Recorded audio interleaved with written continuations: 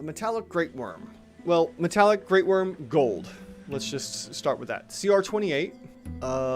What do we got next? So it's a CR28, 22 natural AC with a gargantuan metallic dragon.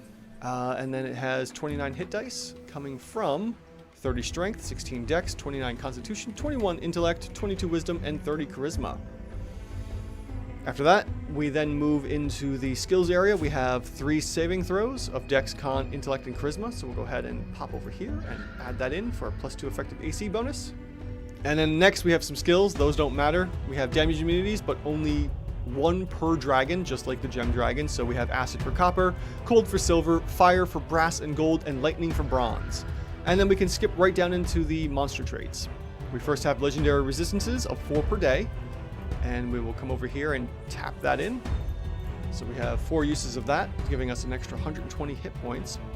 And then we have the Metallic Awakening. Just like the Gem Awakening, the dragon will gain an extra 450 hit points, recharges its breath weapon, regains legendary resistances, and then gets, let's see here, this new Greatwyrm option in the Mythic Actions section for 1 hour.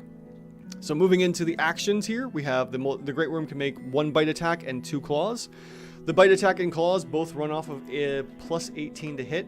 And then let's see here, for the bite, we are dealing 21 points of piercing damage and 13 force damage. So I'm just going to go ahead and calculate those out right now to save on a bit of time. For a total of 34 on the bite. And then the claw is dealing, let's see here, 19 damage. And then it does a grapple, and it can only grapple 1 target. Because we're grappling 1 target with the claw, we can go over here and add in Constrict for +1 effective AC, just like the Gem Dragons and just like the Chromatic Greatwyrms. And then we have the multi-attack. So the multi-attack will be 1 bite plus 2 of the claw attacks, for a total of 72 for the multi-attack. We then also have a tail attack of 21 points of damage. Now, I'm not too worried about the prone because the prone can be removed really quickly. After that, for attack number 4, we have Breath Weapon, recharges on 5 or 6, and we have 2 types. We have Elemental Breath and Sapping Breath. We only really care about the Elemental Breath since it's doing a whole bunch of damage here. So we'll look at that, but we'll also quickly look at the Sapping Breath. So for the Elemental Breath, each creature must succeed on a 25 dex save or take 84 points of damage. We just want the 84 points of damage, which is actually 84.5 because we have an odd number of dice we're rolling. So 84.5 times 2 for 2 failed targets, or 2 failed saves coming from 2 targets. We're looking at 169 points of damage for the Elemental Breath. The Sapping Breath, on the other hand, what does that do? Failed save, creatures fall unconscious for 1 minute. On the successful save, the creature has disadvantage on attack rolls and saving throws until the end of the Greatwyrm's next turn. And on top of that, the dragon can change its shape, but it requires an action, which is funny that the Metallic Dragons could do this as an action, but the Gem Dragons could do it as a bonus action. Strange. Moving on, we'll go into the legendary actions here, and we have, let's see here, the Greatwyrm makes 1 claw or 1 tail attack. So it would be 19 or 21. I'm going to use what gives the most damage, and that will be the tail attack, plus the possibility of multiple prone creatures.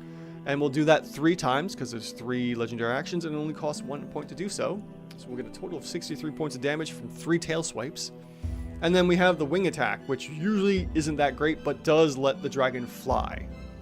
Also really good to use the wing attack to fly up if the spell, or if the breath weapon has recharged, so you can go up and do a downward AoE attack, getting a whole bunch of creatures that way too.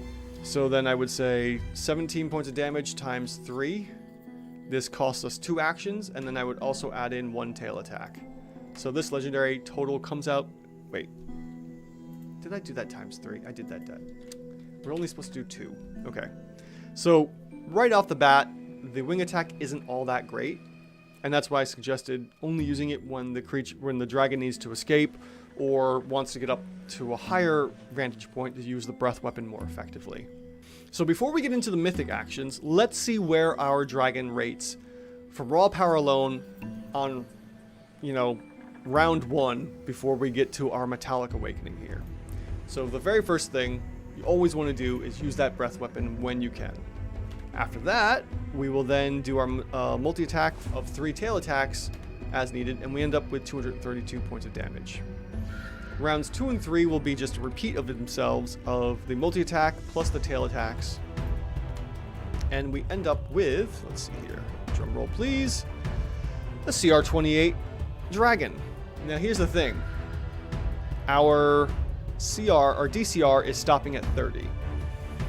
Let's take a quick look at what the total DCR, or what the total effective AC is. We have 25. So we're expecting 19.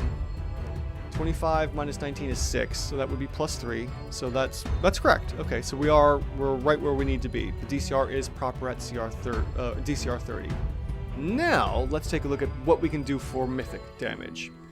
And the mythic, let's see here. Mythic actions for the Greatwyrm uses the same legendary action. So it's just a tack on for legendary actions. So we can do the bite 3 times instead of the tail attack, which is a lot more damage. Times 3, so that's 102 points of possible damage. And Shattering Roar. The Greatwyrm unleashes a magical roar. All creatures within that range make a con save or take 19.5 thunder damage and be incapacitated until the end of its next turn. And we'll say 19.5 plus 10 effective DPR for a level 1 spell. Multiply that by 2 for 2 targets. Plus, we could also do a bite attack.